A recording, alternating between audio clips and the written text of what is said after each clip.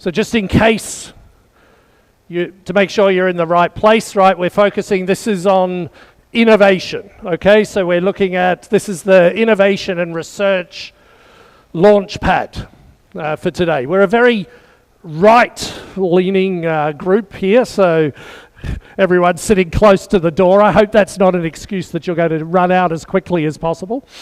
So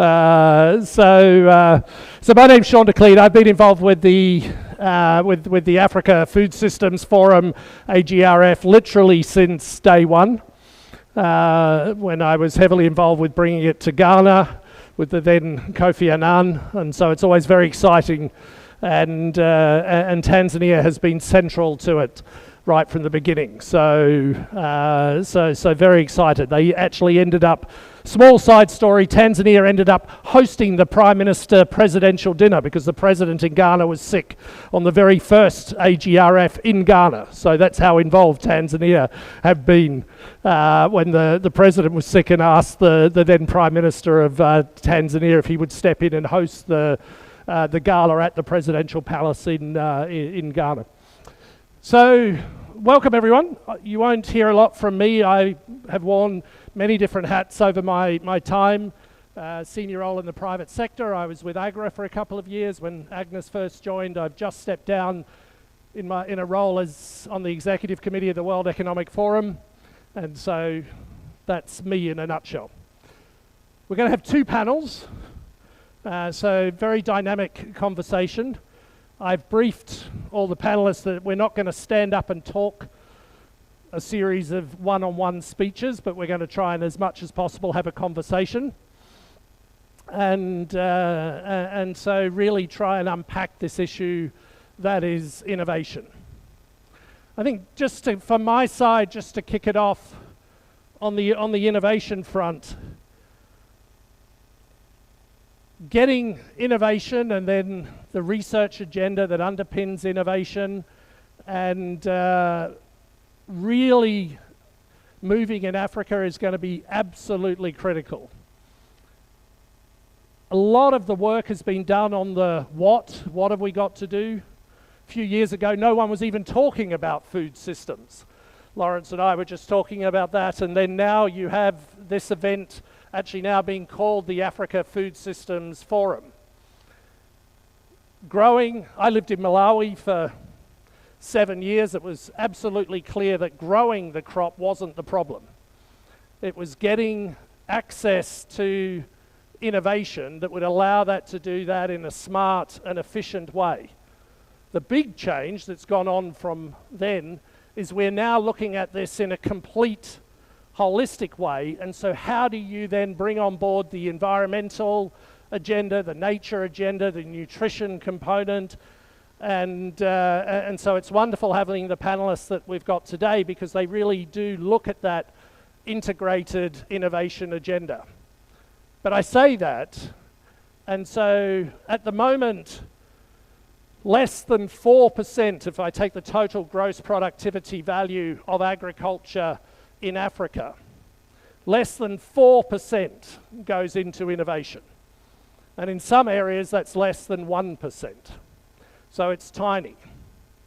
And then to make that even worse, only 7% of that, less than 4%, so only 7% of that actually has a focus on environment, for example, at a time when Africa is going to get hammered by climate change and is being hammered already by climate change impacts.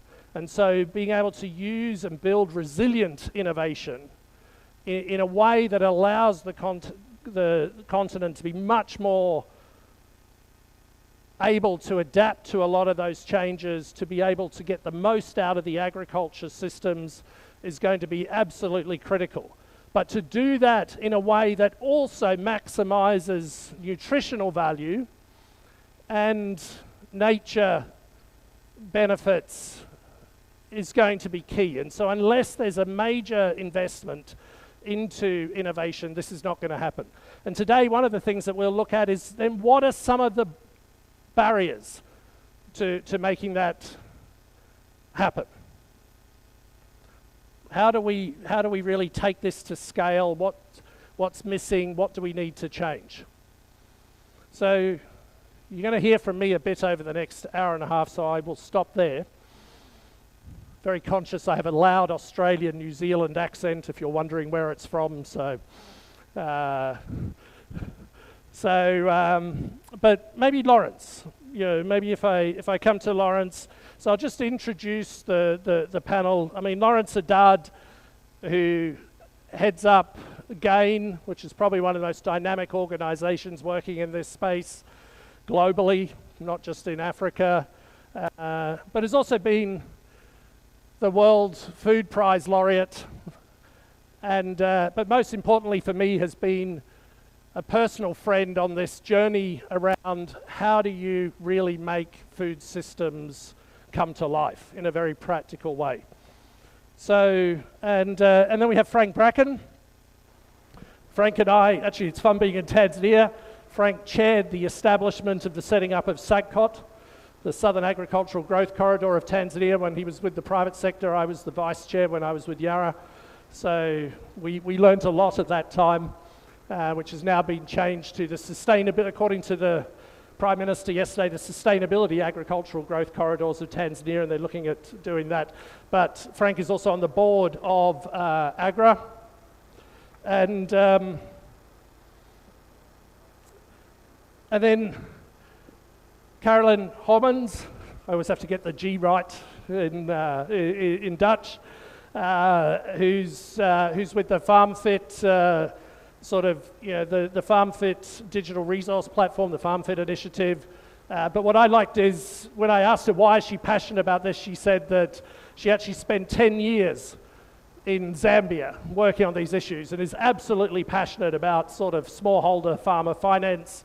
And then when I pushed her a bit more, it turns out that all four of her grandparents were themselves, in a way, what you could call smallholder farmers in their own right in Holland. I presume they were all in Holland. So that's the panel. So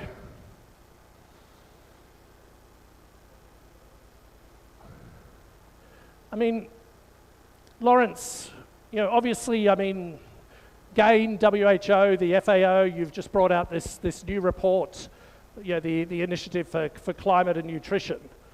But until recently, I mean, these two areas, climate, nutrition, linked to food and agriculture, were in separate universes, really. I remember Lawrence and I being at a conference, someone said, can you put up your hand? It was a climate conference, who's going to COP? Which was in about a month's time at that time. It was in Holland.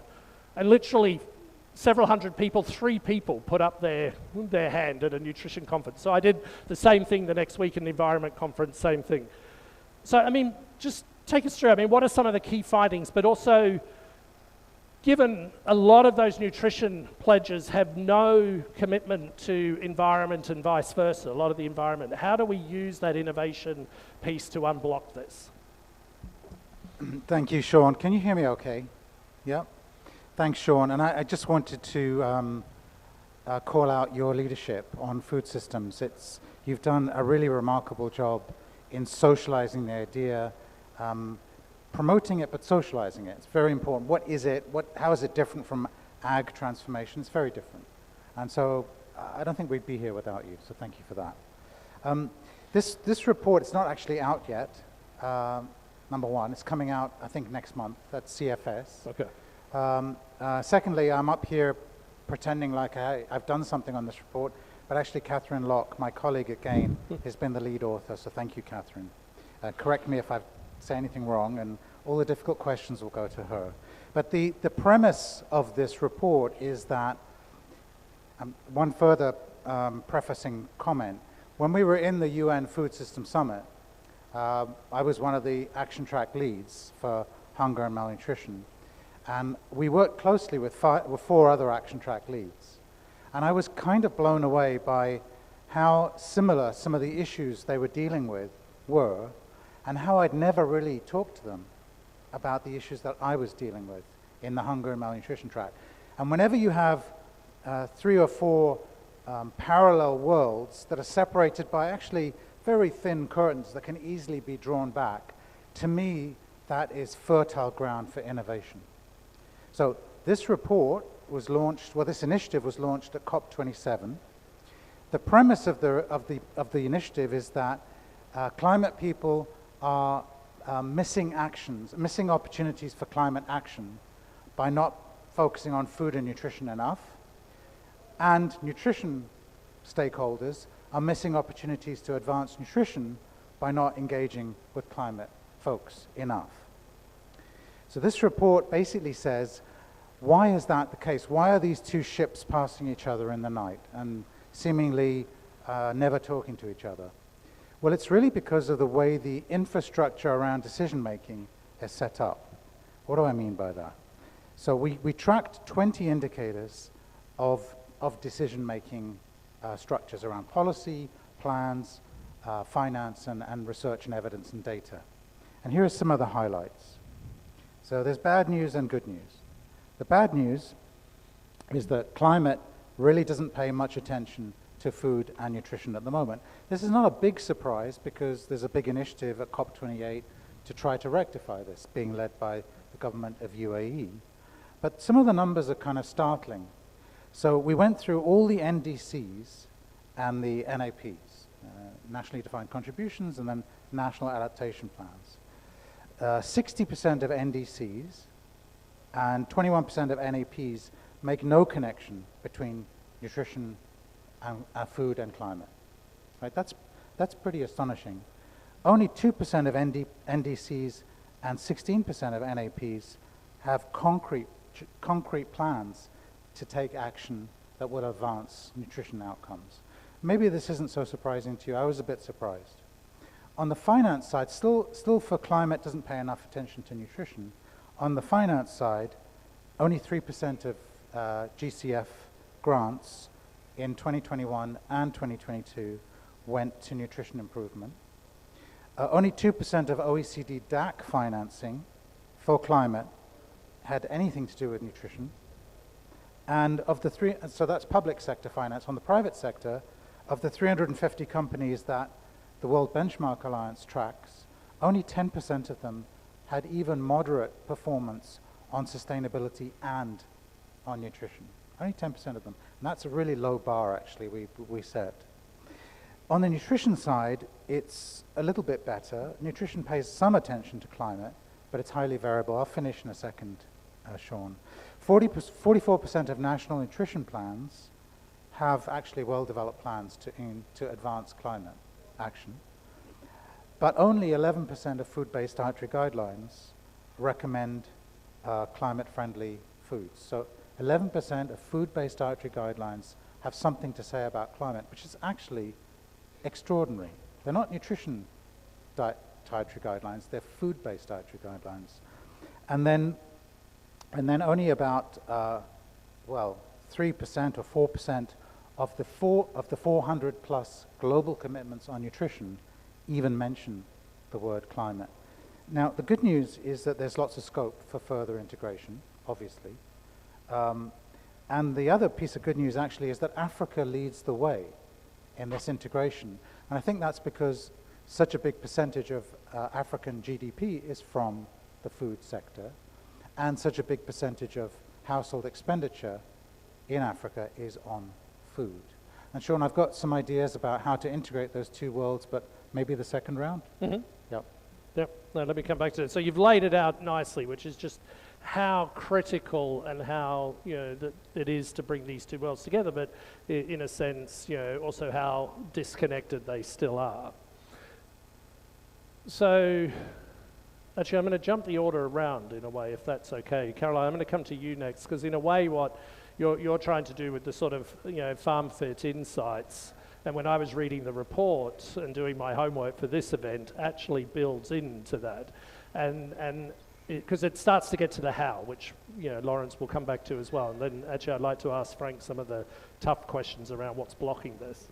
So I'm giving him an extra minute to think about that. But because I was fascinated when I read the report and it said things like, actually, if people were paying for services, they were 7 times more likely to also invest into research, and regional companies were 2 or 3 times more likely to invest into R&D and research than international organisations because they were committed to the area and things like that. So over to you, building on what Lawrence said.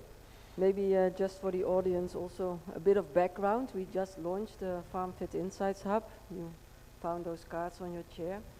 And the FarmFit Insights Hub, it's a digital platform where you can find data, resources and insights.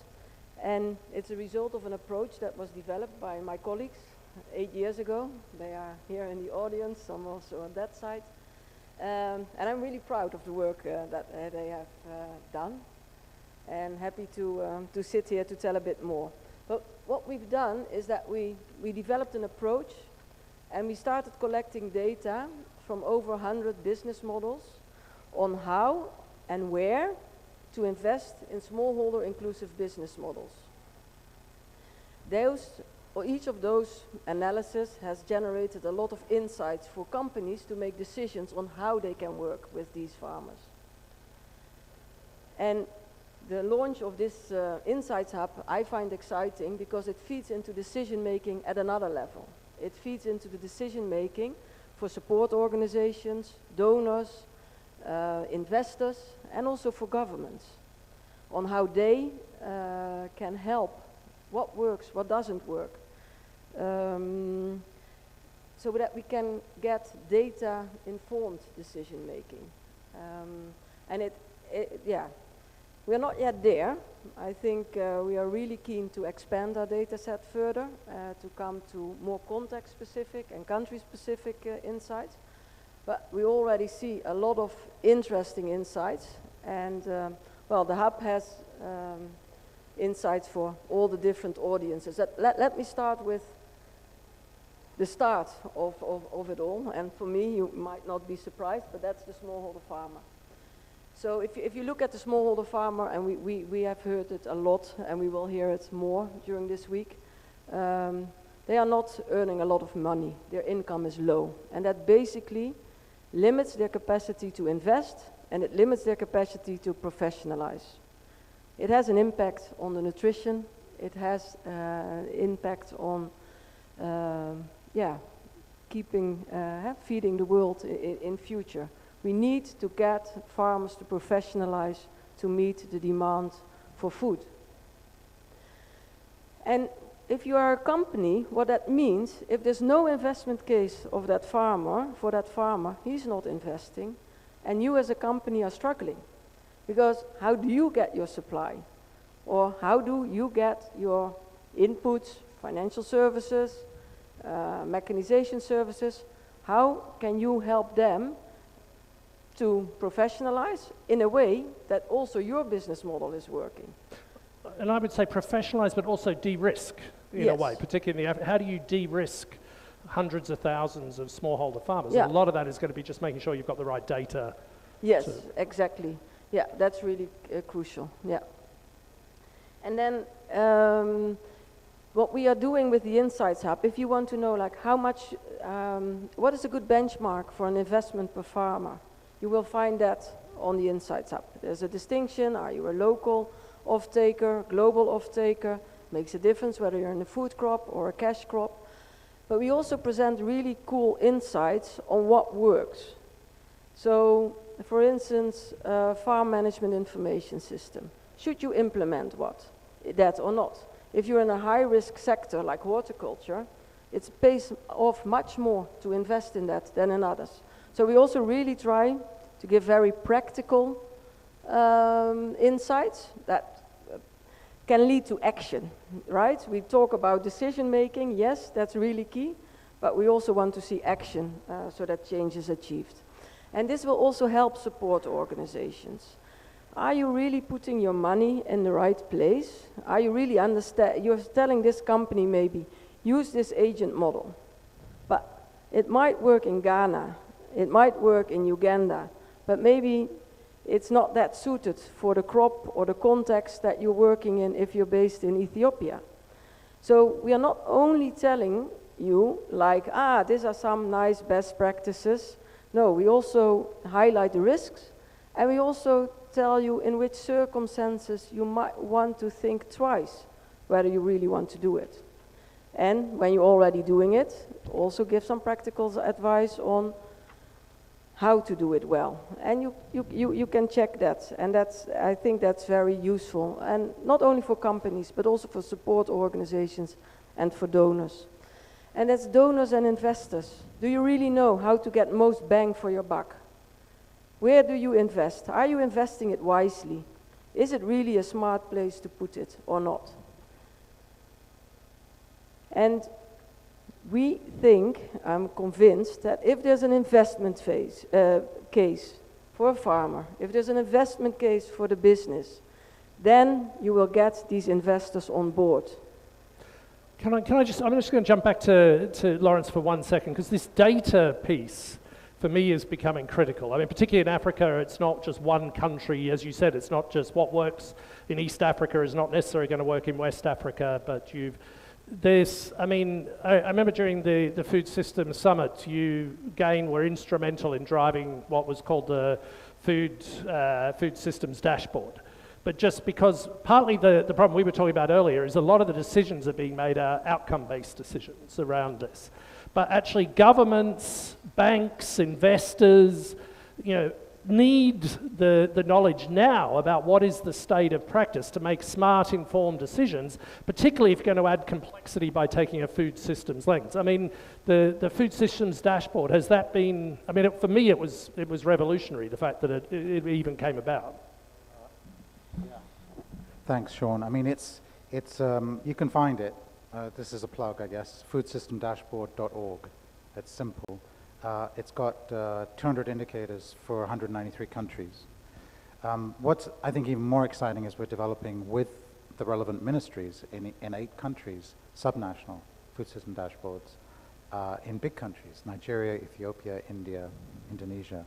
And so countries will be able to allocate resources for food systems based on these subnational dashboards. And the reason you need the dashboards is that you have to go to 30 different places to find the data without the dashboards. And who's going to do that? So this brings them into one place, it quality screens them, makes them easy to understand. But the problem with the food system dashboards at the moment is they don't have enough of these progress indicators, right?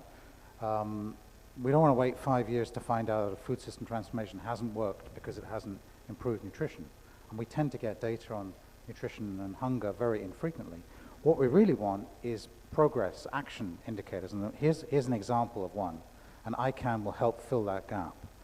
83% of 93 countries, so most of the 93 countries we looked at in terms of their procurement policies, they don't factor climate in to their food procurement policies. I mean, that's an extraordinary, I think, an extraordinary indicator. It's extraordinary because it's so low, but it's also extraordinary because we can do something about it. We can change it.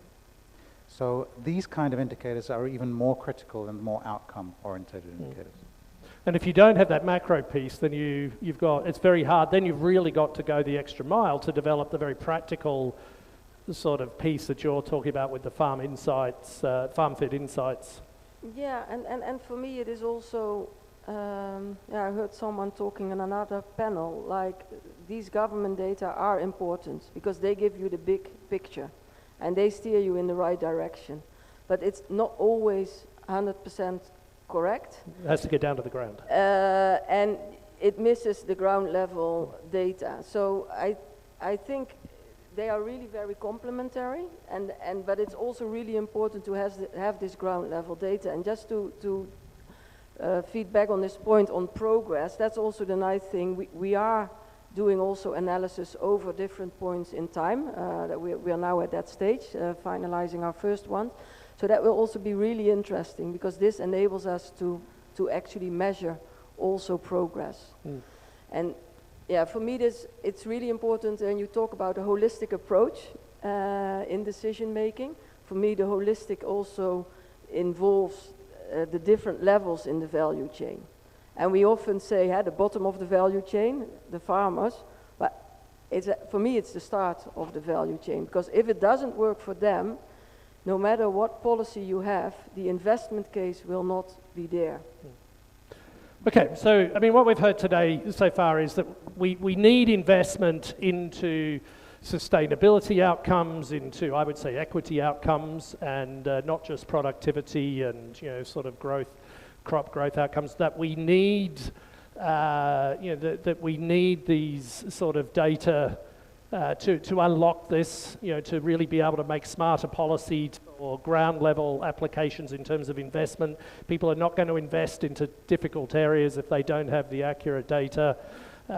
So we need investment into some of these aspects that will drive innovation around these areas. At the moment, most of the funding for innovation is going into, say, new seed varieties or things like that, as opposed to these kinds of enablers. But Frank, listening to this, I mean, you've worn multiple hats. You run your own beef farm in Uganda, so you've got all of the battle wounds to show for farming there. But you've also been with large business and that sort of thing. I mean, why is it what are you seeing as the blocks, as the hurdles that we need to listening to what Caroline and Lawrence have just said? Yeah.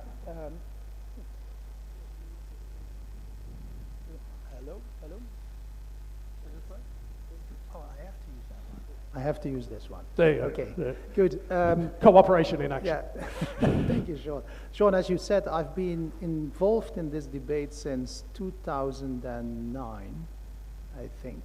So I'm soon celebrating my 15th year of being involved in the debate around agriculture in Africa, and this is a very frustrated man sitting here, because of knowing how little we have been able to move it along the debate, also because of, on behalf of shareholders and others, having lost a lot of money in agriculture as well. So let's start there.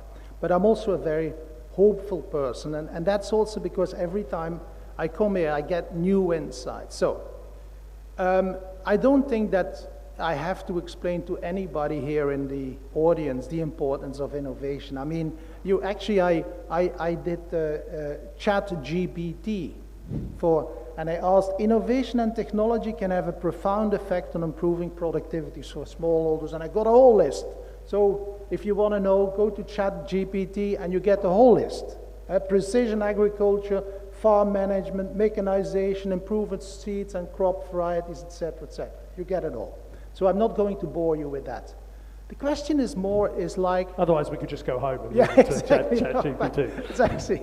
The question is more like, so if we know all that and that innovation and these insights are there, why is it not making the difference that we need, that we're seeking? Because we're not making the difference, let's be honest. The foods importation on the Africa deficit has increased from 30 billion to 45 billion in the last 5 years, and it's projected to continue to increase to 60 billion. So the absolute number of people, the absolute number of stunting and people in poverty has not really decreased. So I think we all share that level of frustration. So what is it that we don't do more with what we know? And I've given that some thought, and some of these ideas might be a bit controversial, but I've tried to come up with one of the problems that we have, I think, is an inflation of good intention. Africa is littered with good intentions and new initiatives, but it can be actually quite destructive for innovation. In a corporation, innovation process is a very competitive, hard process. Only the best ideas survive. In Africa, mediocre ideas are allowed to survive 5 years, 10 years. It's because there is so much philanthropic capital available for good ideas, for small good ideas in Africa, that it is actually not beneficial. We should allow good ideas to become big, to scale up. We should dare to choose winners, something that philanthropic funders and particularly DFIs refuse to do. They hate choosing winners. But it could be choose winners, or it could be just to make sure that the decision gates for graduation, like, okay, if you get to, which is the same thing, but it's like, can you get to this scale after this many years, and you really have to show that graduated model. Yeah. No, absolutely. I think we have to be much more demanding on scale. if you haven't reached a certain scale, if an idea, whether it's in the digital app space, or whether it's in the micro warehousing space, or in the processing space, if a certain idea hasn't reached a certain scale at a certain point, we should forget about it. Second problem, I think, is many of these ideas, they lack champions. In the past, innovation in agriculture had champions, often large corporates. I read somewhere a report that the coffee industry in Ethiopia is losing quality, has been losing this because it lacks champions. There is no large coffee business anymore which champion innovation and mechanization and progress. It's what the Unilevers did in the tea industry in Kenya. Every innovation and technology needs a permanent champion to keep on driving it forward. I think we miss that in many parts of innovation and technology. I have a couple of other points, but I want to keep it hard. It reminds me of Freud. Freud, he said, sometimes a cigar is just a cigar, okay? And it's all about working capital. And it's literally working capital to work with. So many ideas I come across, and so many databases and insights, etc. You know what they lack? Working capital. Capital that, so we are Formula One teams, and then somebody says, have we have some money for the fuel? Oh no, we build a brilliant car, we don't have the fuel. And that is where so much of these ideas fall. How much then, I'm pushing this data point a little bit, but I mean, no, Frank, keep the microphone. But how much do you think the point that Caroline was making, that if we don't have data, banks and investors can't provide working capital to make informed decisions, or is that not? Yeah, I slightly, of course. No, please. Of course, it's a statement that is true, but I don't think that is the issue for investors. The issue for investors is that we have not seen enough winning models, because investors, they replicate. They see something that works and they replicate it. Silicon Valley investors, they are not data-driven. They are hunch-driven. They see something that potentially works and copy it. That is what is missing, I think. We need successful ideas that become big enough to be visible, and then it replicates. But then we've got to, it's not just working capital, then we've got to reinvent, in a way, venture capital for the African context, in a way to really build this dynamism. I mean, at the moment, 97% of all venture capital in the agribusiness space in emerging markets goes to two countries, India and China. And, you know, that, so because the model doesn't work, you know, there's not a big enough scale, or there's not a, so you need to create these also, we need innovation in the financing models, is what I'm saying, not just of the initiative. But it starts with something that works. I've been talking to India, I've been looking quite a bit to India, to replicate Indian experience in Uganda with a team I'm working with. And I was actually quite embarrassed to see what I learned from just looking at India.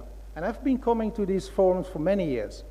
I learned that in India, actually, almost everything started with the government starting with the priority sector lending. They have said banks have to reserve a certain amount of capital for investing in priority sectors, including agriculture. Because banks had to do that, there was a scramble for how are we bloody hell going to invest there. Because of that, there were companies who were investing in warehousing. Because of that, there were companies who invested in digital platforms and in digital marketplaces. And the whole thing flushed through. Very good. Carol, I see you want to jump in, so jump in. But also, we're going to have to wrap this up, so think about your final... Yeah, maybe one thing I wanted to say is that what our data also showed, and which is very much aligned with what Frank is saying, is that there seems to be a development aid mindset in the sector. It is pervasive. And what we see is that actually when all these services to farmers are provided for free, the investment that is made is 7 times as low than when you charge for it. And I fully agree with you that we need public money, but we are not putting it in the right places. And we need to get much more competitive, much more strict on what works and what doesn't work. And having data on that also from an impact level, I find really important. But we also need to be much more critical on what works and what doesn't. And as you said, yeah, how do you measure progress? What are those stage gates to scale? How do we sort of provide a soft exit for people when they're not making it, to your point. Lawrence?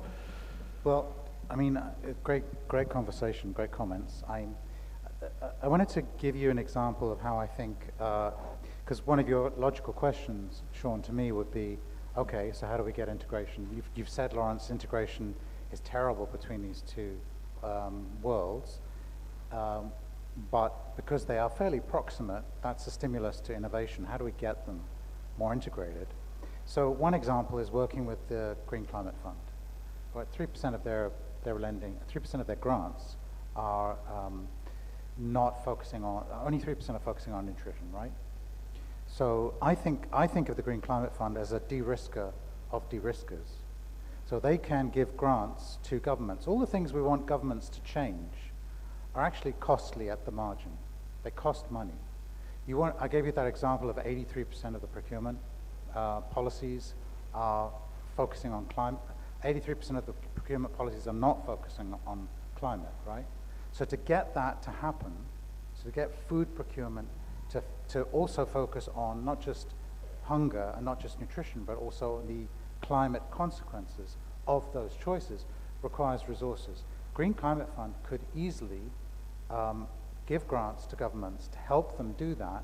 The governments change their procurement policies. That then sets a whole different tone for a whole range of small and medium enterprises, and even some of the bigger enterprises. Governments buy 30% of the food in most countries. That's a massive demand platform for the private sector. Now, how do they do that? Now the Green Climate Fund know they have to do more on food, but they don't know they don't know how to map their portfolio. They don't know where the gaps are. They don't know how to fill those gaps. They don't know how to write the guidelines that will change the incentives for governments to apply to build nutrition and food into their climate funds. And they don't know how to track the impacts of those grants in anything outside of mitigation or adaptation.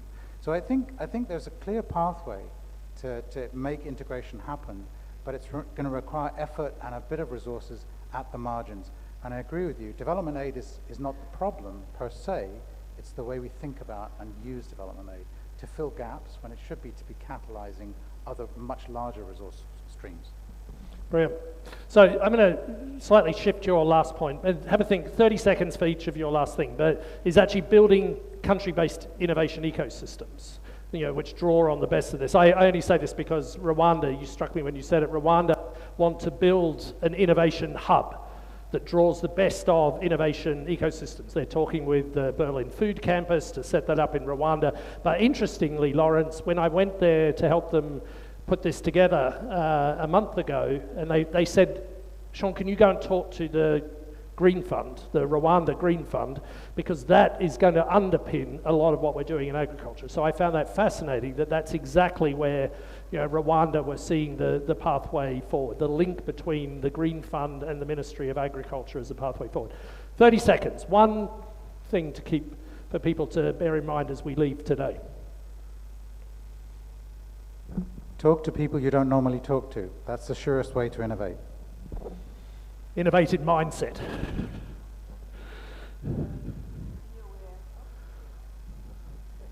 Point would be context matters a lot. Don't expect that there's one recipe that works everywhere. So indeed, listen. It's quite similar to your point, because if you don't listen to the people on the ground, you won't get that nuance. Steal with pride. If you are a government or you're an investor and you have a problem, it's very likely somebody somewhere has already solved it. Go and look for it. We have done Africa, I believe, a great disservice with this slogan, African solutions for Africa. I think the slogan should be the right solutions for Africa. That should be the slogan. And because of this, we have started to develop a sort of isolationist idea mentality that prevents us from stealing with pride very good ideas from other southern countries, whether it's Latin America or whether it's India, just as China has done. Mm-hmm. The whole miracle is all about stealing with pride. Excellent. Rightio. I promised you a lively sort of discussion to start. Thank you for the three of you. That's really got us going.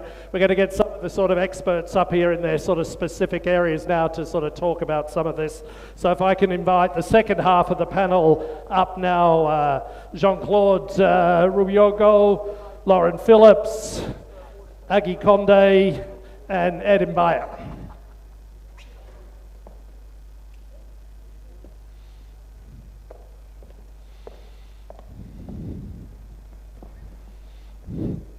Okay.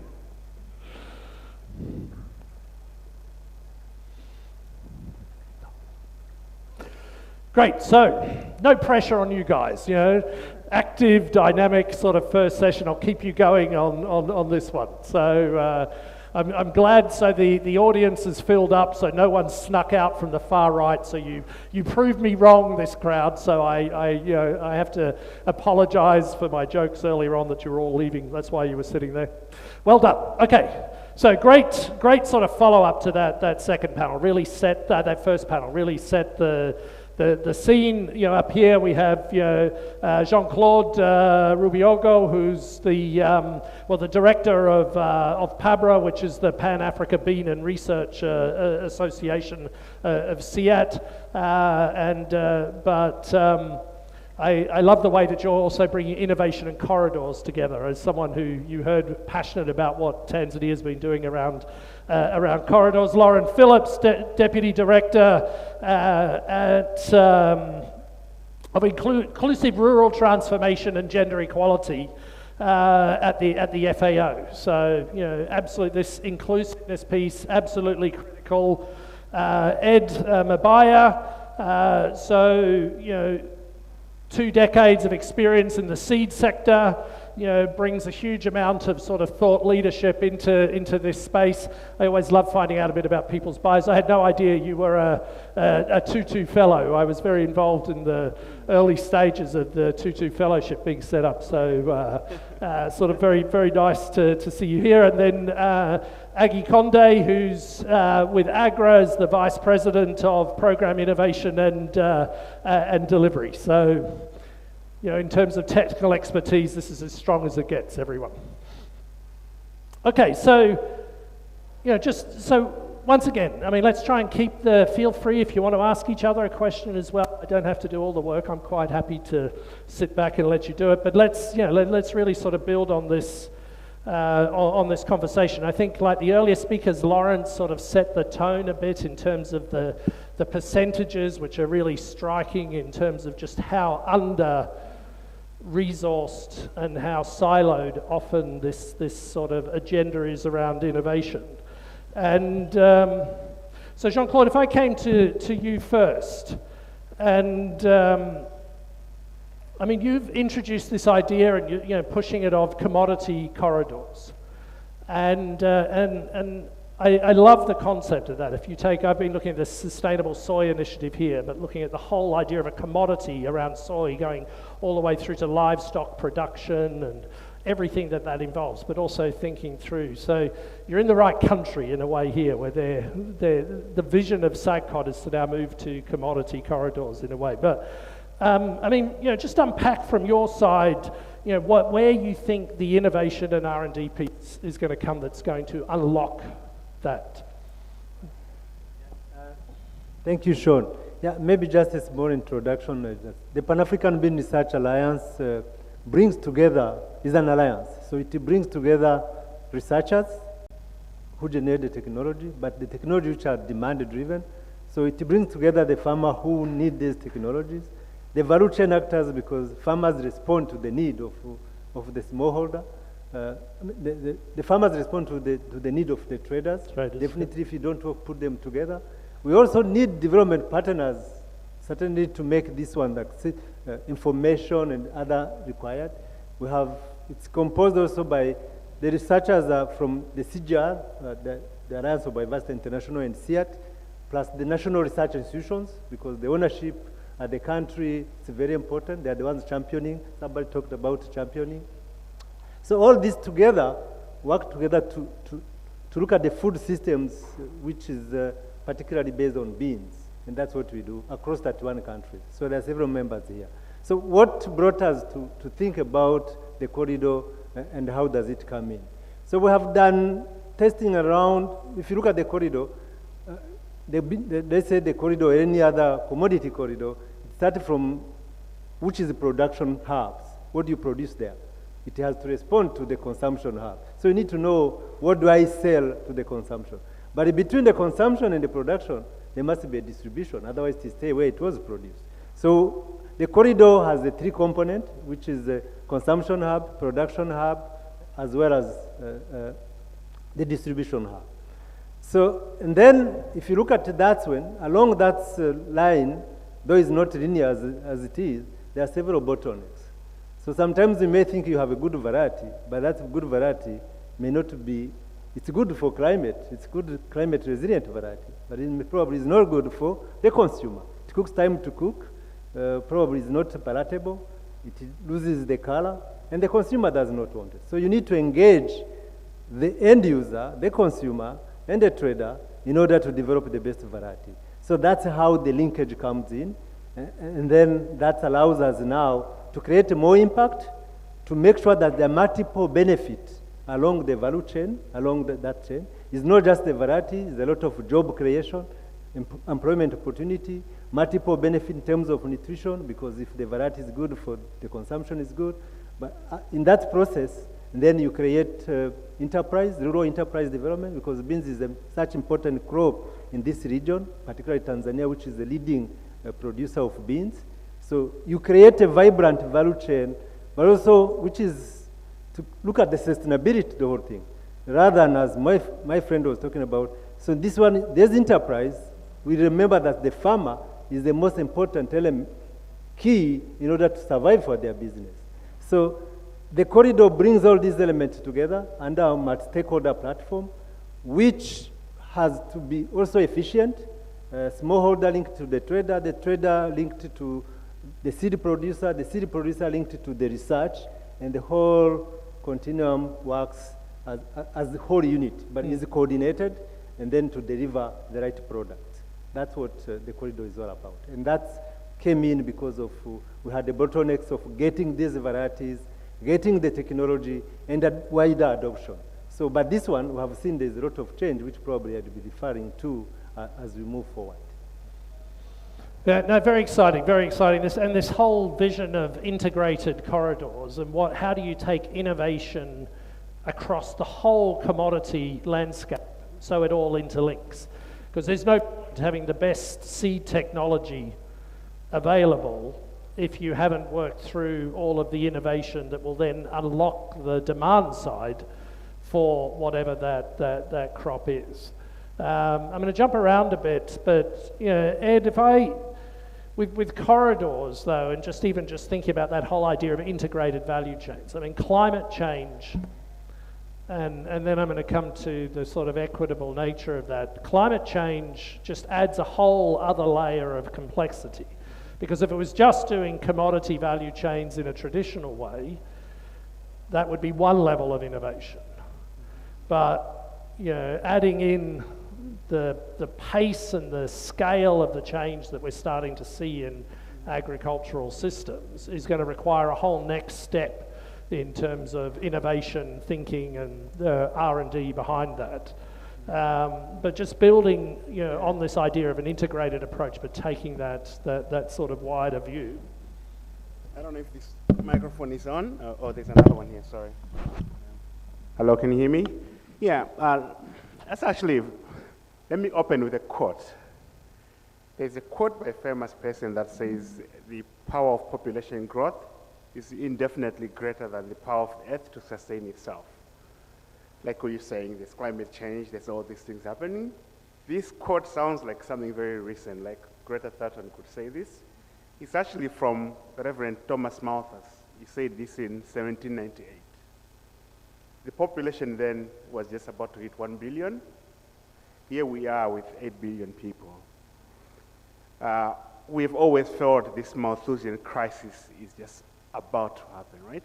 It feels that way. Maybe it's going to happen this time around with climate change. But why he was wrong was that this guy underestimated the power of innovation and scientific advancement. This is why we are here.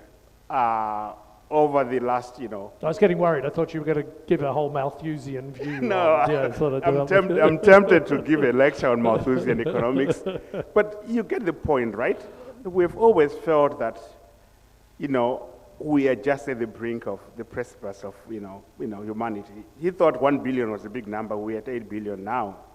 I'm not saying that we're not, in a bad place with climate change, but I'm just going to show you the only thing that he underestimated was scientific innovation and research and development. Over that 200 years, over the last 100 years, we've been able to change a chicken's maturity date from, 4 months to slightly more than a month.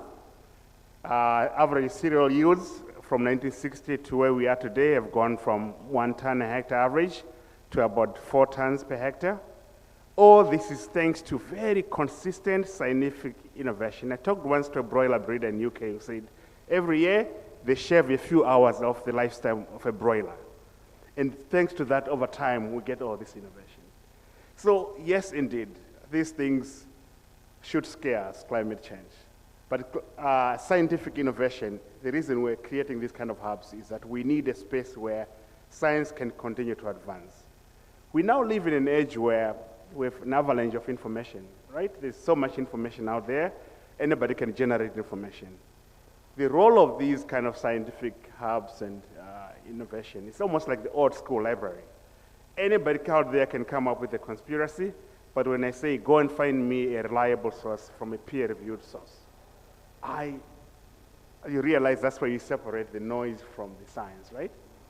I like this space where we're now integrating, but collaborating all these things together to create solutions for problems that we know, problems that have already been highlighted.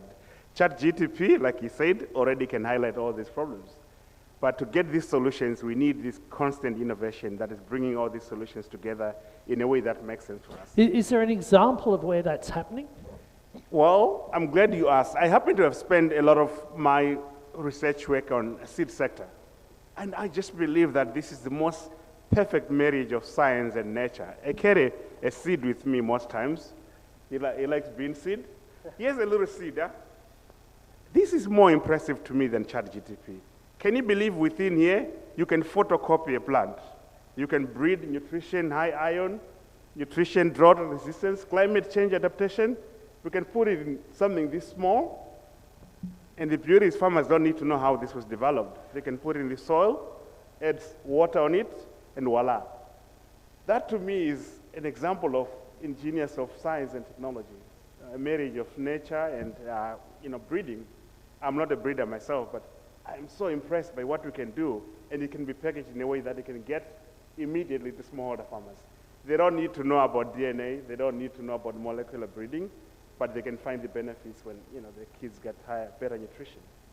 But to John Claude's point earlier, though, Yeah. if you just give them the seed innovation and you don't work through the whole value chain integration of the innovation required, then it also doesn't land properly. Yeah. You definitely need this to get to farmers. Indeed, actually, I'm glad you say that because if you look at the literature out there, we breed this every day. Kenya has maybe over the last 20 years more than 300 varieties of maize. How many of them are reaching smallholder farmers? Maybe 20% of that number.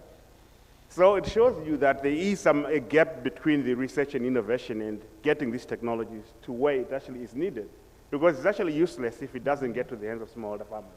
So there is quite a bit of value chain that goes into this. With the work that I'm doing with the African Seed Access Index, we try to identify where the choke points are in that supply of seed, so that we can inform government and policymakers. So I'm not talking about just purely laboratory work, but we also need to look at the social sciences and see. And can you give an example of maybe one of those choke points? One of those, for example, fake seed, or kind of basic seed availability.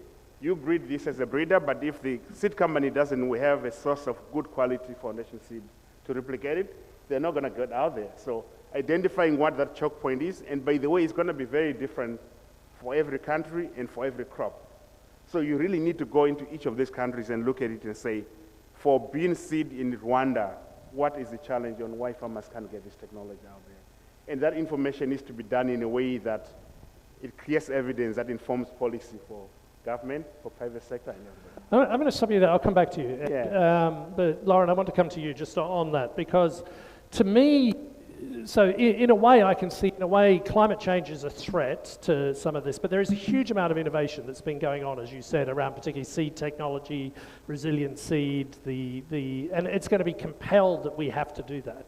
What I worry about is that we're not necessarily going to put that same level of intensity into the equity piece of this, the human equity piece of this, gender specifically. And so, at the FAO, you've just launched this new report around the status of women in agri-food systems, but specifically zeroing in on the innovation piece. I mean, how do we really make sure that gender component, and then there's a wider youth component, but let's say just take the gender component for the moment. How do we really unlock that part of the innovation agenda? There we go. Now it's on. Thank you.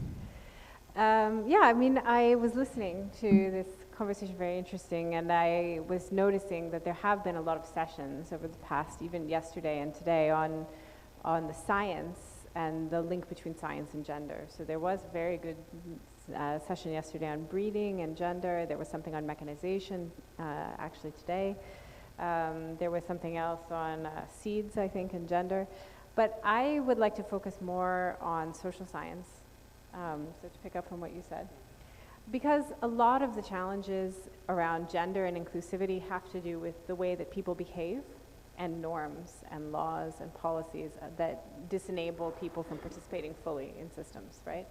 So one of the major messages of the report that we wrote is about how important women are, or how important agri-food systems are for women's livelihoods, but also how important women are in agri-food systems, particularly in Africa. And I'm going to steal with pride, but I'm going to cite who I'm stealing from. So a lot of the research that we cite in this report that we published is actually coming from the World Bank's Gender Innovation Lab. And what that group of researchers is doing, and other researchers that are working along similar methods, is they're testing whether or not we can influence people's preferences and the way that they conceive of decisions in households and in communities. So I'll give you an example. A lot of times when those well-intentioned and too many well-intentioned people go and do development projects and they want to talk about the importance of childhood nutrition in the first 1,000 days or for young children, they go and they talk to the mothers, right? Somebody along the way said, if you're going to talk about nutrition, go and talk to the mothers. The mothers are the ones who are making allocation decisions on feeding children, etc. But a couple of researchers thought, what if we talk to both parents, right? It actually turns out you get much better nutrition outcomes for children if you talk to both parents. Together or separately? Together, Yep. Together, because you imbue the whole family with the importance of making decisions around healthy food for children. And maybe the wife doesn't have to explain to her husband, without the technical support being there, about why she needs to spend more money for a certain type of food or diversify the food basket, right? So that's an example of when having men and women working together works really well. There are other examples, and I think these are being picked up in a lot of countries across the continent. If you have a default training session or default policy which says women should have access to land, and that land registration should have both women and men's names on the title. This is something that's happening in Ethiopia. It's something that's in the Kenyan constitution. A lot of researchers have shown if you present the option as the default is joint registration, then people are more likely to not consider it something strange to enable their wife to join the registration of land, for example. So there's a lot of things about the way that you present information. Sometimes the research shows that extension services should be provided separately to men and women. Sometimes it shows that there's other examples where it's good if there is a crop which is being managed jointly by both men and women, then you need to do the training jointly. And so I think that there's a lot of ways that these are very inexpensive things to think about, right? This is not talking about building corridors for value chains, and it's not talking about doing breeding. It's really talking about just incorporating in our work, whether we're private sector or public sector financiers, a way of thinking that asks us to challenge norms and find ways of talking to people about why there are, the same patterns reoccurring over and over again. And the call to action that the report contains. It's not incorporating as well. I mean, my understanding, I have two very empowered university-age daughters, and I get drilled on this. Yeah. But what I found fascinating, which I hadn't, I'll admit I hadn't really sort of taken on board, is also the framing up front. Yeah. We were talking in the earlier panel about data. But if your data is the frame of reference, the baseline, if you're using a male-orientated baseline from the beginning, the outcomes will be skewed towards a set of innovations that are male-orientated. If you get the framing right at the beginning, that can have a huge, given the importance now of algorithms and data and all that, if you get that framing right at the beginning, it can have huge implications in terms of all the follow-on effects of that baseline data, which was actually quite profound, very simple, but quite profound for me. Yeah. I mean, one of the things that the report shows is that, we have gotten better about getting sex disaggregated data over time, over the past 10 or 15 years, but there's still a lot of areas where there's not good data that's sex disaggregated, like in climate change, actually, there's not very much good data that's sex disaggregated. And while we maybe know what happens with men and women, smallholder farmers in some data sets, we really don't know what happens with young women or with disabled women or women who belong to an indigenous community. And so we don't actually have data on all of the other things that matter, right? We increasingly have data on gender, not everywhere, but it's getting better, but we don't have data on the rest. Can I finish what I was saying about empowerment? Yes, no, sorry, I interrupt you. Sorry, as you notice, I have a tendency to do this. All right, just one more thing and then I'll No, be no, quiet. no, please. So on empowerment, so one of the really powerful findings and the calls to action in the report is that because these types of interventions are cheap, right, talking to people about norms and behaviors, if you put them into your project or you put them into your business plan to have conversations with families, with communities, with men, with women about what is holding back women from, succeeding, from taking a role in the management of the business, etc., you can improve a number of things. Agricultural productivity, children's nutrition, dietary diversity, family incomes, and resilience of families against climatic and other types of shocks. And this is a really important point because the cost is low. Women are there. They're already participating in the business of farming and in the off-farm part of the agri-food systems. But these kinds of things need to be mainstreamed in all of our business and public sector interventions. And going back to a point that Caroline made on the first panel in terms of financing, because it also becomes, because that's also a big block. I don't know if you're seeing trends on that in terms of how we can also unblock and empower women to be able to access the kinds of financing that will allow for adoption of a lot of this innovation. In a kind of gloomy report which shows that we haven't made as much progress as we should, the one area where the gap is narrowing is in women's access to finance. But it's pretty basic types of finance, like access to savings or access to microcredit, and it's not about women entrepreneurs and agribusinesses accessing major capital. And so I think that maybe the shift needs to focus. It's great that we've narrowed the gap on access to basic financial services, but now we have to think more about women entrepreneurs, women that are finding businesses, whether they are farm businesses or off-farm businesses. Yeah, no, I couldn't agree more. I think that really starting to, I mean, this is a point that we've been pushing through this panel, is we need to rethink in a way where we're putting effort into funding innovation, because there are these huge opportunities. As you said, there's been an improvement. It's one of the highlights of the report in that sense of improvement. But it's at a very basic level in terms of women's finance. But if we can then look at that in terms of entrepreneurship, in terms of, I work for a large agribusiness company. It was fascinating when I pushed the company on this, and I went and asked a lot of they said, well, actually the agro dealers who repay the quickest and the best are all women. So they said, actually, if we can figure out a financing model that supports them, it's a no-brainer from a business perspective. And that was the sort of aha moment. So Aggie, you've been listening to this. I mean, you launched the sort of, AASR report was launched today, wasn't it? Earlier this morning. And so, I mean, just if you wanted to elaborate on what sort of some of that's coming out. And I know you've got your board member sitting here, but in the sense of like also it'd be great to hear from what you're seeing as AGRA in terms of how do we really go forward on this innovation agenda. Otherwise we're going to live up to Frank's sort of expectation that another 15 years will go past and we haven't been able to sort of really move the needle on this whole innovation agenda. No, thank you very much, Sean. And to everyone's comments, I think nothing in the report is new. And what do I mean by that? Is that we all know what we're grappling with. And I think the report has simply summarized the issues, a growing population, a production system that is not resonating to the problem, declining yields, households that are not, achieving the right yield that they need. But then, of course, the opportunities around innovative finance, the opportunities around digital, being able to bring better efficiencies. So I think we can read the report, and the report is available, which is a great piece of work. My question or my reflection is, I don't think we're short of reports. We've got very good, well-written reports on the continent, just like we've got very good policies. But why then are we struggling with climate change that we just did not hear about yesterday because we saw it coming? How is it that yields are continuing to decline when we have all the best researchers in the world producing, high variety yielding seeds? I mean, Ed, this sample he's talking to me about, I was just thinking about that and I'm saying, at the farm level, the average adoption of good quality seed is between 7 to 15 years.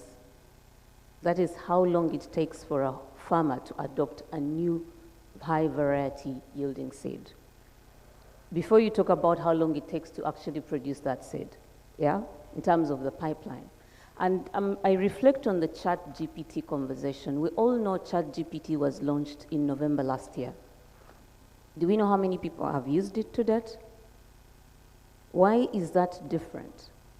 If one technology can be released in the last 8 months and we've got hundreds of millions of people using it, not just for 2 minutes, but they're using it on an average of 30 minutes a day, the answer is they're finding value in the innovation.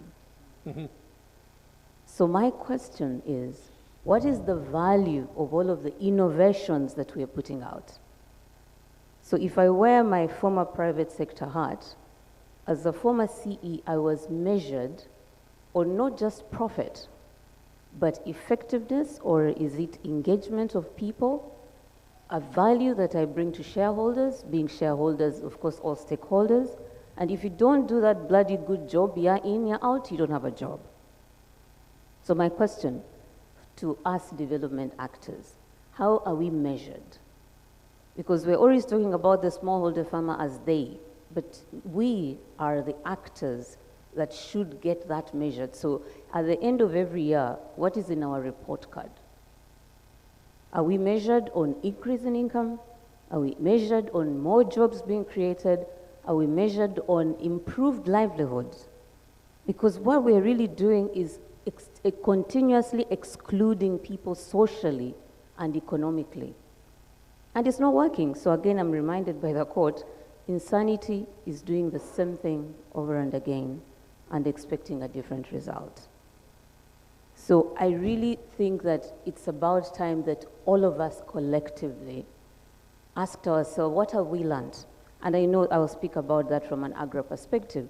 What we have learned is that we actually can be able to take a technology to a smallholder farmer in one planting season.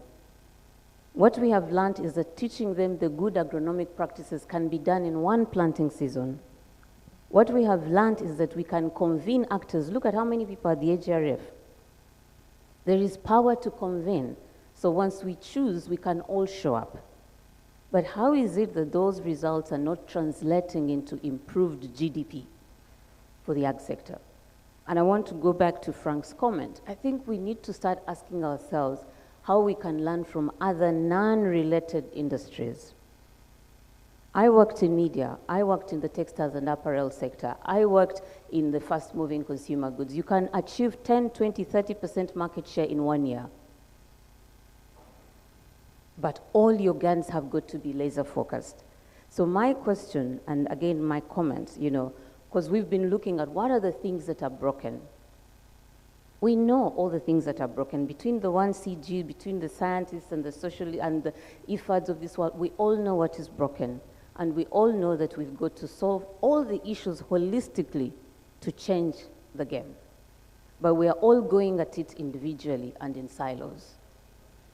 It's nice. I mean, in a way, you've come full circle to what Jean-Claude was saying, in the sense that you were saying we had to take a corridor and an integrated approach. You were saying we have to take a holistic approach. And then what I liked is also building on Frank's earlier agenda on how do we set ourselves aggressive targets. And they don't have to be profit-based targets. They can be scale or inclusivity or impact. But how do we use that and use innovation as a motivator and then access to innovation? Jean-Claude, Ed, you want to come in?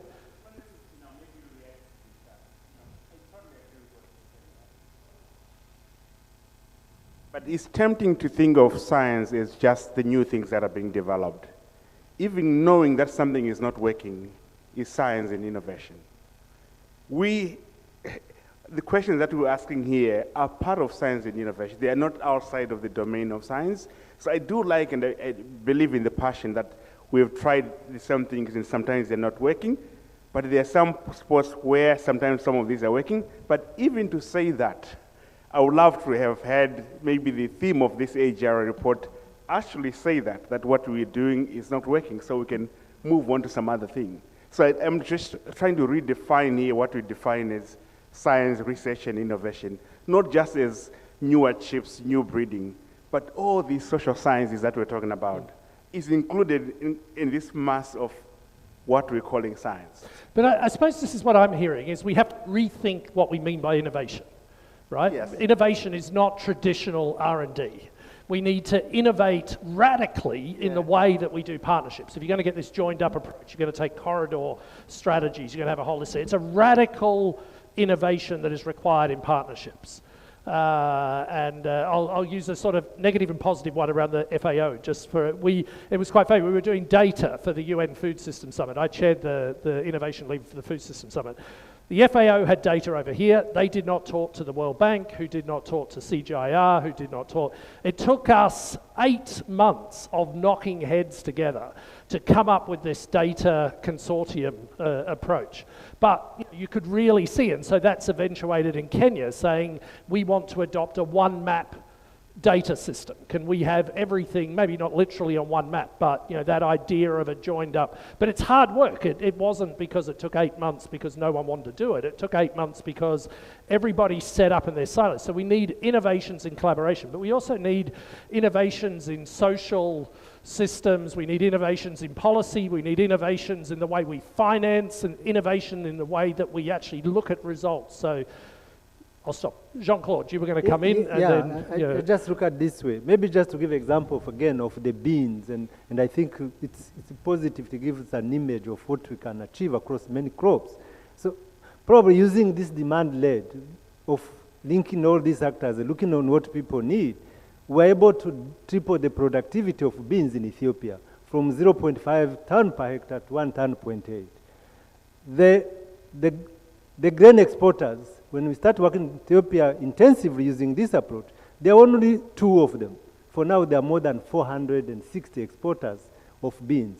The value of export was only 80 million. For now, it's 120 million using that approach. So it's possible to bring not just a variety as only technology, but that variety must be embedded in another institutional framework, which is innovative, to get this variety, to make sure farmers are incentivized, to make sure traders don't meet bottlenecks, to make sure that the right product, which is a variety, is fitting in that whole system. It can't work. And then another example is what my sister was talking about from Agra. When we start working on this, using this approach, the time between a variety release, when the variety is released, and the time the variety is widely used was 15 years. For now, we have reduced to 4 years maximum. So that You means were saying 7, but right. yeah, it was, So yeah. from 15 to 4, and we can even go further, because the moment that you have tested the variety with the users, and together with you have involved the industry, they pick it up. They pick it very fast. The traders are interested to make money. And when they make money, they know that money must come from farmers who supply them. So they pay better farmers. So that's how the whole continuum can work. I'm also looking on inclusivity she talked about. So how do we bring women in that space? Because for us, really, we're looking on beans for women empowerment. That's because beans remains a women crop in terms of farms. You go to the traders here in the market, 70% will be women. So if you're able to increase productivity, they have more to sell. They have more at the farm as well as in the traders. But also another way, you also access to skills and knowledge, new products, pre-cooked beans, because beans take longer to cook. We're not looking what can they do to shorten the cooking. You have now pre-cooked beans. And the women, because they are very good in the food industry, they pick it very fast. So we have seen a number of women going to these pre-cooked beans or bean flour, which is again is another product to the consumer. And once they have the right product, investable product, financial services comes in. You just need the right product, the right person who is exposed with the good skills, and then from there, the bank also is interested where to sell their money. So they need the right person who is also an entrepreneur, and that's what we need to provide with the right products. And then the flourishing of women and their business can be really something very possible. So you need to factor that into consideration, and that's why our research is not just breeding, it's also product optimization. These entrepreneurs, food entrepreneurs, need the right product. We got to look at the safety of that product, we got to look at how much does it cost, all that as well. But yeah, it does. It is this sort of integrated and bringing innovation in all the way. Last word to you, Lauren. Anyone who's got a quick question, put up your hand, and we can get a microphone over to these people. I'm just giving you a heads up. Lauren, over to you. I'm going to rush you through now. 10 minutes, so, you know. No, I was just going to make a joke about, I was impressed that you did it in 8 months to get the FAO and World Bank to coordinate. We're still working. I think they're still working on it, yeah. We can take the questions from the audience, no problem. Okay, short, sharp, snappy question. Definitely to a woman first, so no long things. Short, sharp, snappy question, or I will cut you off. Can we get a microphone? Okay, right, I'm in a bit of active running, keeps me moving. Okay. Thank you. Actually, I'm going to hold the microphone, and then if you overspeak, I will walk away. It's okay. Thank you. My name is Happy Daudi from Tanzania Agricultural Research Institute. I have just a small question on the involvement of youth. I heard about the involvement of women on the adoption of this new maybe technology. How we involve the youth, because we know the large population are the youth, maybe they can speed the adoption and the impact can be more big while we leave the youth on the technology or the new insight. I just want to know the involvement of the youth in this new technology. I'm going to run around. No, don't give it to him. No. Right, okay, so the involvement of youth. Hold that question. Right, I'm going to do the same. Stand up, sir. What's your name? My name is George Msali. I work with the Tanzania Dairy Board. Before joining the Tanzania Dairy Board, I worked with the Sokoine University of Agriculture. Okay, I'll stop you there. Yes, mine is a comment and not a question. And I want to give you the example of Tanzania. We have been working for many years to transform the breeds. The example of artificial insemination, for example. We have brought semen from the European countries here. They have been here for a long time, but no changes. I think I would like to advise we researchers, we are not bad at innovation, we are not protesting, but I think we need to localize research, localize innovation, and I think, as some other people have said here, what we'll need to see the good results that favor the people. I think that can be adopted. Brilliant. So, and not just localize, it's also bottom up. I mean, I think we need a whole alternative thinking about knowledge systems. Okay, sir, right, up to you. You get the last question. Right, you're going to keep me fit. Okay, what's your name? Yeah, Zerekendo from Tanzania Pulses Network. So I just wanted to ask, as a rejoinder to Madam from Agri, I think, who posed the question as why there is a little adoption of improved seeds. We produce a lot, but farmers' uptake is slow. And when I compare to other sector, for instance now, if today iPhone release another version of it. By next month, African market or the world will be saturated with it, but not seeds. Now, I know the panel has got a lot of researchers who has been doing this research. I know JC and some other people over there. I would love also to return this question to them if they have an idea of what actually is a constraint or the major constraint behind slow adoption of farmers on improved seeds. Okay. So we had 3 there, right? Is it quick? Okay, right. Name and where are you from? Yes, my name is Robert. I'm from Ghana with IDH. My question is, innovation is good, but it's very expensive for most of the smallholder farmers. In my country, in Ghana, hybrid seed is very expensive compared to the farmer seed. So farmers who cannot afford tend to use their own seed, and they get a very bad result. So it's not about availability of the innovation, but the affordability of it. How can we solve this problem? Brilliant. So we had 2 on inclusion. One, we need bottom-up inclusion. The youth one, we had 1 on how do we improve adoption of that, and then how do we actually get the finance in to lift that adoption. If you build those answers into your final comments, you all get about 1 minute each. Okay, yes, let me speak to the youth. Or maybe 2. Maybe I'll give you 2 minutes each, or 1 minute and we go back. Okay, let me speak to the youth conversation because I think it's more of an inclusion question. And earlier on, I did speak that what we are really solving for is a social and economic empowerment problem. So, and obviously we know we are a young demographic continent, and then women are the majority. So at AGRA, I would just give a quick example. What we're doing is that we have, in our new strategy, we have embedded youth and women as a major component in everything we do in terms of how we program, how we reach them, and how we engage them. And this is not saying that we're... Are you being innovative, though? Yes. So, and obviously we are using lots of innovation. So earlier today, I was at the Go-Getters judging panel where we had 12 fantastic ideas that young people are showcasing that are actually solving Africa's problems. And that was from a pool of about 2,500 entries.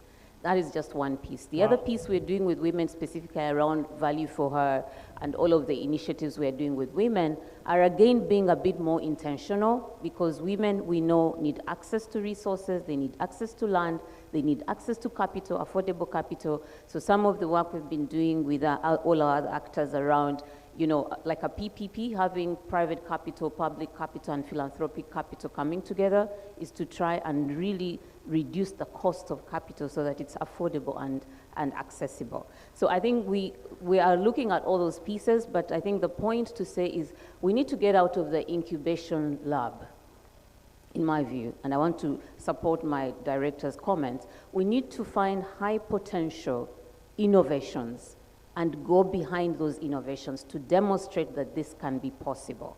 We've seen that in telecom, we've seen that in every industry, health, banking, and all. Once one person sees one working formula, you will be able to get that. And that is all in the innovation curve. You must get the 17% right to have the majority follow. So I hope that we can be able to follow that recommendation. Thank you. Yeah. Excellent. Thanks, Aki. I want to close on a more positive note, just in case you're feeling like progress is not being made. There's something about counterfactual. Just imagine without this innovation where we would be now. Our soils are more depleted.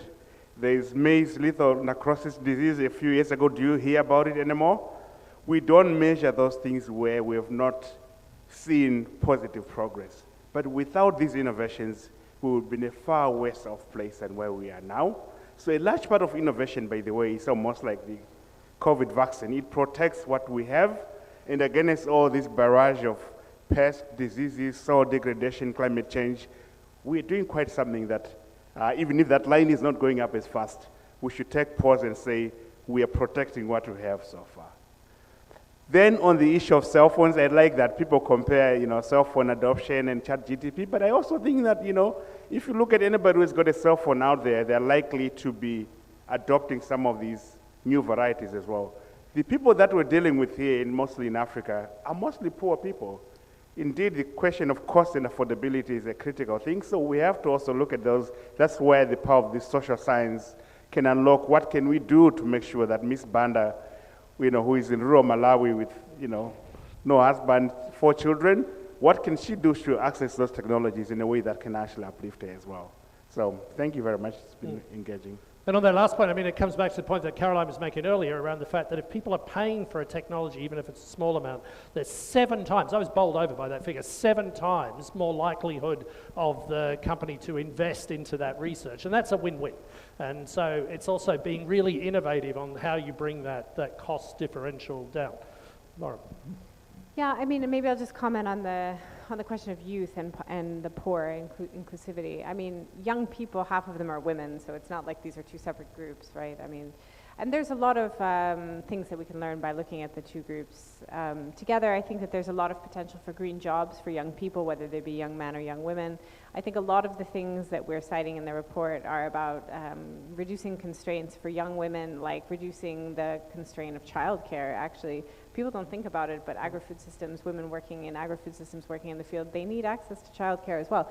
So a lot of things are about, you know, facilitating young people's participation in climate-oriented agriculture, and we don't have to treat these as separate buckets, right?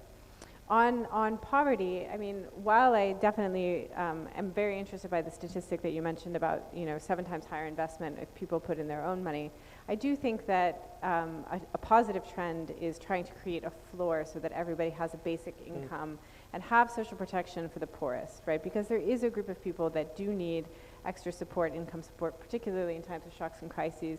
And, you know, that is a very valid use of public expenditure in order to ensure that, you know, then people have the basic needs covered so that they can be active business participants in agri-food systems.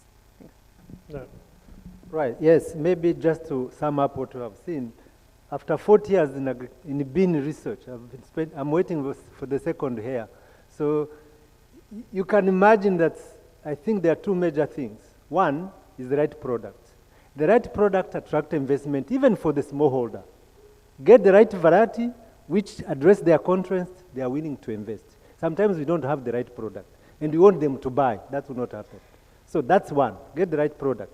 That's why you have a product profile, which describes really the real need. So get that right. The second one, it's a market, the acceleration. In order to accelerate that variety, from 2 farmers to 20 farmers is a market.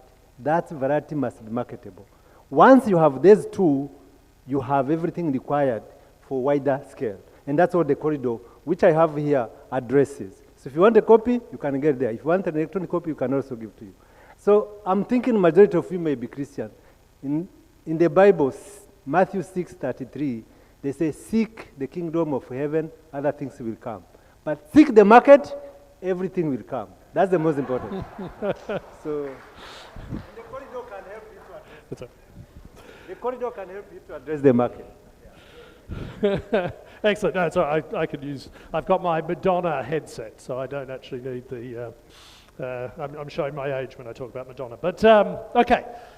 Right. I said to the organisers I would stop on time, so it's 6:30, so we are stopping on time. I think just for me, a couple of things that sort of struck me as I listened. I mean, one is we really have to think about how we fund environmental and equity related innovation, climate change, equity, you know, sort of social equity related innovation, in addition to the science and technology innovation around seeds. I think the second thing that really struck me today was how do we also put a lot more innovation into the things that will enable the adoption of innovation, not just the innovation itself. You know, how do we sort of do this? Data came up a lot in the first session. You know, finance came up quite a bit.